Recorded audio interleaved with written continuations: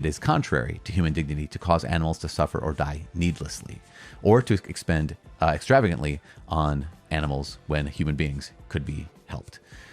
But there's this notion, right, where God has made a distinction here that animals may be killed and eaten, human beings may never, innocent lives may never be taken. And that's a commandment given. Why? Because our hearts are broken.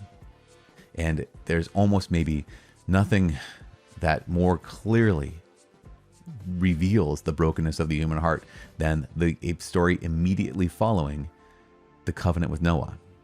Because maybe if you've never heard this story, you heard the story of the animals and heard the story of the ark, you heard the story of the flood and the dove, but maybe you never heard the story of his sons, Shem, Ham, and Japheth. Because you have this story where Noah planted a vineyard and drank the wine, became drunk, lay uncovered in his tent, and Ham, the father of Canaan, saw the nakedness of his father, told his two brothers outside. Shem and Japheth took a garment, laid upon their shoulders, walked backwards. They did not see the nakedness of their father. And you say, like, wait, how is Ham cursed now? And how is Canaan cursed because he saw his father's nakedness? Well, it is believed by many scripture scholars that seeing their father's nakedness is an idiomatic expression for essentially laying with their father's mother, their father's wife. Essentially having sex with his mom or his father's wife.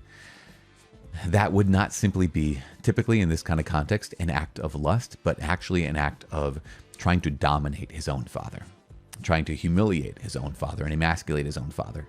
And so Shem and Japheth did not do that. They honored their father. And so you have Ham being the father of Canaan, and Canaan being the enemy of the people of Israel. And so you have this beginning of this once again, the break of families.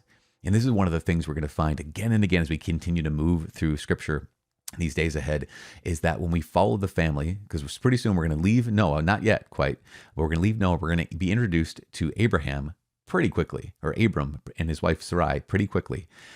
What we're going to find when we follow families is families are consistently broken. And families might not be as broken as this thing that Ham had done with his father's wife, but definitely broken in so many ways. Once again, the dignity that we have as human beings made in God's image and likeness only seems to accent the murderous intent of our hearts, our willingness to do evil at times. And so what do? We say, okay, God, I place myself under your dominion. I place myself under your lordship, and I place myself under your grace, because I know you called me to heights. You've made me in your image and likeness, and yet in my heart, I'm broken.